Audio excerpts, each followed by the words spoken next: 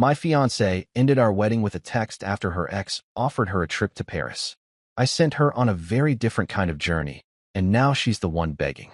I'm 31, my fiancée, Lauren, 29, and I were together for 3 years. Engaged for 8 months. Wedding fully planned, deposits paid, invitations already sent. We live together in a condo I own.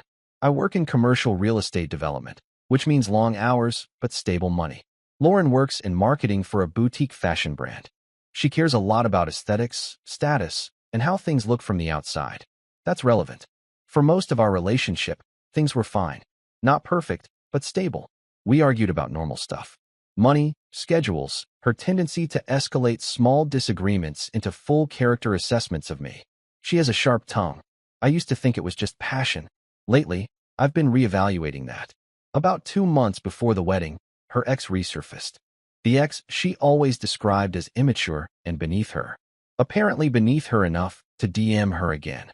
She told me about it in a weirdly casual way, like she expected me to laugh it off. I didn't love it, but I didn't panic either. I trusted her, or I thought I did. Over the next few weeks, she got increasingly secretive with her phone. Not hiding it exactly, just angling it away. Smiling at notifications. When I asked who she was texting, she'd say friends in a tone that implied I was already being unreasonable. Then last month, while I was in a meeting with investors, I got a text from her. No warning. No conversation beforehand. She was ending the wedding. Not the engagement discussion. The wedding. Over text. And the reason she gave was that she needed space to figure out her feelings after being offered a spontaneous trip to Paris by her ex. That's when I realized I wasn't the one who was about to go on a trip. I stared at that text for a full minute like my phone had glitched. I reread it 3 times because my brain kept trying to turn it into something less insane. She did not say I need to talk. She did not say we should postpone. She said she was ending the wedding because she had feelings to sort out and her ex was offering Paris like it was a little gift card. I called her. Straight to voicemail. I called again. Voicemail. Then she finally sent another text that basically said, "Do not blow up my phone. I am overwhelmed. You are proving why I need space." That was Lauren in a nutshell. Set the house on fire, then complained the smoke is stressing her out. I drove home early. Not to beg. Not to argue. I just needed to see what the situation actually was. She was on the couch with her laptop open, scrolling flights, acting like I was the interruption. She did not even stand up. She looked at me like I was a coworker who walked into the wrong meeting. Then she started in immediately. How she had been carrying the relationship. How she did not feel chosen. How I was practical and boring. How Paris would help her clear her head. She said it in this smug, airy way, like she was auditioning for a movie where the heroine leaves the safe guy behind. I asked one question. Are you going to Paris with him? She rolled her eyes and said, "You always make everything so dramatic." She said it could be just a trip, that it did not mean anything, that I was insecure. Then she added that if I was a better partner, she would not even be tempted. That was the moment something clicked for me. Not heartbreak. Clarity. If someone can cancel a wedding by text because an ex waves a plane ticket, then I was not marrying my partner. I was marrying a liability with good lighting. So I told her calmly that she was free to go. But we were done, and she was not coming back to my place like nothing happened. She laughed. Actually laughed. She said, "You cannot kick me out just because I am taking a trip." That was when I realized she thought I was bluffing. Lauren genuinely believed I was reacting emotionally and would calm down by morning. That is how our dynamic had worked before. She would push, escalate, say something cutting, and I would try to stabilize things. She expected that pattern. I did not yell. I did not argue. I asked a very basic question instead. "Are you still planning to go on this trip?" She said yes, probably next week. She said it like she was confirming a hair appointment. So I told her clearly that if she chose to go on a romantic trip funded by her ex 2 months before our wedding, then we were no longer engaged, and she needed to arrange other living accommodations immediately. I reminded her that the condo is solely in my name. She is not on the deed. She contributes to utilities and groceries, but the mortgage and HOA are mine. She smirked and said I was being transactional, that I always turn everything into contracts and logistics. She said love is not a lease agreement. I agreed, but housing is. She tried to pivot into a bigger emotional speech about how suffocated she felt and how maybe Paris would remind her who she is outside of me. I did not engage with the speech. I asked again, very directly, "Are you going?" She said yes. She said she deserved to feel wanted. She emphasized wanted, like I had been withholding oxygen. That was enough information for me. I told her she had 24 hours to move out. Not out of anger. Just logistics. She has a sister 10 minutes away and parents an hour outside the city. She also has friends who have been loudly supportive of her finding herself. There were options. I said I would give her the day and night to pack essentials and arrange the rest. Her expression changed then. Not regret. Not sadness. Annoyance. She said you would really throw away 3 years over one trip. I said no. I am reacting to you throwing away a marriage for one. She accused me of being cold. Maybe I was. But I was not going to compete with a plane ticket. And I was not going to finance the exit of my own wedding. The next 24 hours were not dramatic. They were tense and efficient. Lauren did not cry. She did not apologize. She alternated between icy silence and small verbal jabs about how I was overreacting and proving her point about me being emotionally unavailable. I did not debate her. I worked from my home office, took my calls, and made actual logistical moves. First, I contacted the venue and vendors. Catering, photographer, florist, band. I asked what was refundable and what was not. I did not frame it as maybe. I said the wedding was canceled. I would rather lose deposits than pretend this was temporary. Second, I called my attorney. Not to escalate. Just to confirm I was within my rights regarding the condo. She was not on the title. There was no cohabitation agreement. No shared accounts. My lawyer confirmed that giving her notice to leave was reasonable and that I should document communication in writing. So I followed up with a short email summarizing what I had said verbally. That the engagement was terminated. That she needed to vacate within 24 hours. That I would coordinate pickup of remaining items within 2 weeks if needed. Calm, factual, no insults. When she saw the email come through, she snapped. She said I was humiliating her. That I was acting like she had cheated when she had not technically done anything. She emphasized technically like it was a shield. I told her I was not accusing her of anything physical. I was responding to behavior. Canceling a wedding by text and booking a trip to Paris with an ex was a decision. I was simply responding to it. She shifted into superiority mode. She said I was small for making housing conditional. She said a confident man would not feel threatened by a flight and a hotel. She framed it like I was failing some maturity test. I did not ask whether the ticket was booked. I did not need confirmation. The wedding had already been canceled. The message had already been sent. The intent was clear enough. At that point, my mind was settled. This was not about Paris anymore. It was about the fact that she believed she could end our wedding, test drive another option, and keep her living situation secure in case she changed her mind. I was not going to be the backup plan with a mortgage. By that evening, she had packed 2 large suitcases and several tote bags. She moved through the condo like she was staying in a hotel she had outgrown. Detached, mildly inconvenienced. She made a point of taking her time in the bedroom. I stayed in the living room and let her do it. I was not going to supervise packing like a security guard. I trusted that whatever she took was hers. I was not interested in splitting furniture or arguing over dishes. Most of what mattered to me was already mentally written off. Around midnight, she stood by the door with her luggage and looked at me like she expected a last-minute reversal. A dramatic speech. Some grand gesture. I did not offer one. She said, "This is crazy. You know that, right? All of this over one opportunity." I told her it was not one opportunity. It was a choice she already made. I was just respecting it. She shook her head and said I would regret this. That men like me do not get many women like her. That when she posted from Paris, I would understand what I lost. It was a strange sales pitch for someone walking out. I opened the door for her. That was the end of the in-person part. The next morning, I changed the keypad code to the condo and forwarded her mail to her sister's address. I also removed her access from the shared streaming accounts and our joint Costco membership. Small things, but clean lines matter. I expected anger. I expected a barrage of texts. Instead, I got silence for about 48 hours. Then her Instagram story popped up. Airport lounge. Champagne glass. Caption about choosing yourself. That was when the situation shifted from personal to strategic in my head.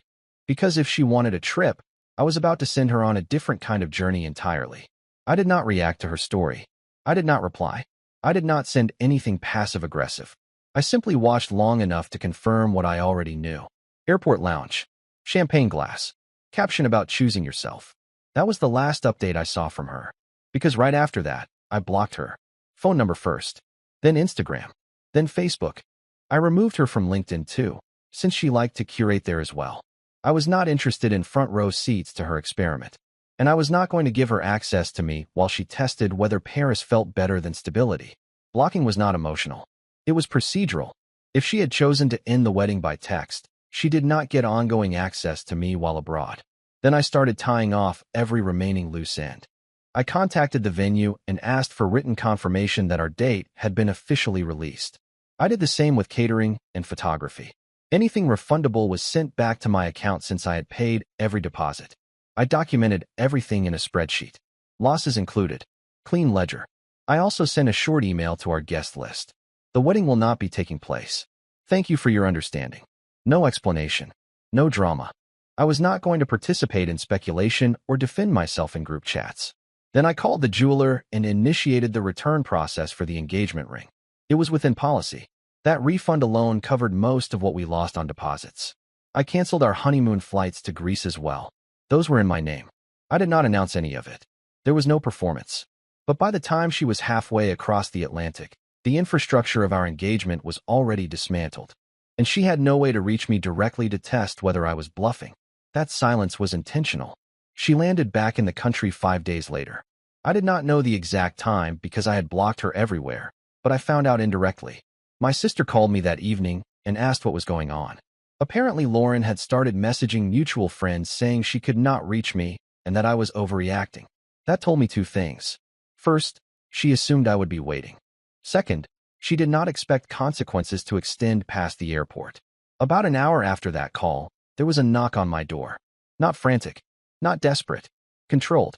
I checked the camera feed on my phone before opening it. She was standing there with a single suitcase and her carry-on. No ex in sight. No Paris glow. Just irritation. I stepped outside and closed the door behind me. She immediately launched into it. She said blocking her was childish. That normal adults talk things through. That she had gone to clear her head, and I had escalated everything unnecessarily. I let her finish. Then I told her there was nothing to talk through. The wedding had been canceled. The ring had been returned. The honeymoon was refunded. Our vendors were notified. Our guests were informed. Her face shifted at that. She asked what I meant about the ring. I explained calmly that since we were no longer engaged, I returned it within the policy window. The funds were already processed. That was the first crack in her composure. She said I was supposed to wait, that she thought we would talk when she got back, that she just needed space to compare feelings and see what was real. Compare. That word did more than Paris ever could. I told her I am not an option on a menu. If she needed to compare, then the choice was already made. She said she had not slept with him, that it was just dinners and walking around and talking. I told her it did not matter, because the relationship ended the moment she sent that text, and I was not reopening negotiations. She did not leave immediately. Instead, she shifted into negotiation mode. She said I was being rigid, that real relationships survive doubts, that it was unrealistic to expect someone to never question their choices before marriage. She framed her trip like it was research, like she had done due diligence and now had clarity. I asked her one thing. If Paris had felt better, would you be here right now? She did not answer directly. She said that was not fair, that emotions are complex, that I was oversimplifying. That was answer enough. Then she tried a different angle.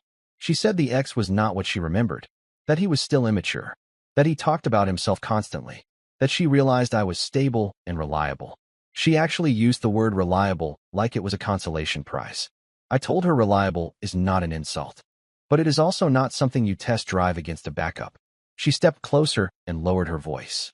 She said she was willing to forget the blocking, the cancellations, all of it, if we could just reset. She said no one even needed to know the wedding had been called off permanently. We could reschedule quietly. That is when I understood the real panic. It was not about love. It was about optics. Invitations had already gone out. Friends had already seen the Paris posts. She did not want to be the woman who left her fiancé for an ex and came back single. She wanted to revise the storyline. I told her there was nothing to reset. I had already informed our guests. There was no secret version of this where we pretend it was a scheduling issue. Then I opened the door behind me, stepped inside, and told her this conversation was over. I said she needed to leave the property immediately and not come back without arranging a time through email for collecting anything she had left behind. She stared at me like I had just slapped her. She said I could not be serious.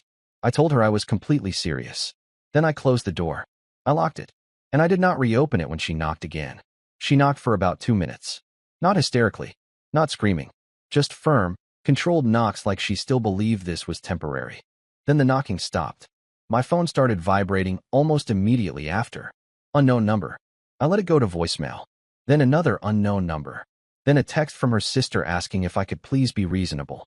I did not respond that night. The next morning, I sent one email. Subject line, retrieval of personal property. I gave her 2 available time slots over the next week when I would be present, so she could collect whatever remained. I made it clear that after that window, anything left would be boxed and placed in storage at her expense. No insults. No commentary. Just procedure. She replied within 15 minutes. The tone was different now. Less sharp. More urgent. She said I was being extreme and that we needed closure. She said she felt blindsided by how final I was being. That word almost made me laugh. Blindsided. She ended our wedding by text so she could go to Paris with her ex. I responded within 24 hours. There was nothing sudden about that. She showed up during the first time slot. This time there was no speech. No philosophy about passion. She walked in quietly, looked around the condo like it already belonged to someone else, and packed the remaining clothes and cosmetics from the bathroom. At one point she paused in the kitchen and said she did not think I would actually let her go. That was probably the most honest thing she said. I told her I am not here to hold someone who wants to test alternatives. She nodded, but it was not agreement. It was disbelief. When she finished, she stood near the door and asked if this was really it. I said yes. She waited a second longer, like there might be a twist ending. There was not. She left with the last of her things. And for the first time in weeks, the condo felt quiet in a way that was not tense. I thought that would be the end of it. For about 3 weeks, it was. No messages. No surprise visits. Mutual friends stopped bringing her up once they realized I was not interested in postmortems. Work filled the space quickly. Deals do not pause because your engagement implodes. Then she emailed me. Not to argue. Not to accuse. To ask if we could meet for coffee. She wrote that she had been thinking a lot. That Paris was not what she expected. That she realized she confused excitement with compatibility. She said she saw now that stability is rare and that she had taken it for granted. I read it once and closed it. 2 days later, another email. This one was less polished. She said she made a mistake. That the ex had already moved on emotionally even while they were there. That she felt stupid. She said she missed our routines. The grocery runs. The Sunday mornings. The predictability. She said she would do anything to fix it. I did not respond. No clarification. No debate. No closure meeting. Silence was the answer. A week after that, she sent one final message. Shorter. Less confident. She said she hoped I would reconsider. That people make mistakes before big commitments. That throwing everything away over one lapse seemed extreme. I did not respond to that either. Because from my perspective, nothing was thrown away impulsively. She made a decision when she canceled our wedding by text and boarded a flight with someone she once loved. I made mine when I refused to audition for the role of safest option. There is no anger left in me about it. Just a very simple boundary. If someone needs to compare you to see your value, let them finish the comparison without you. She wanted Paris. I wanted certainty. And I chose not to compete.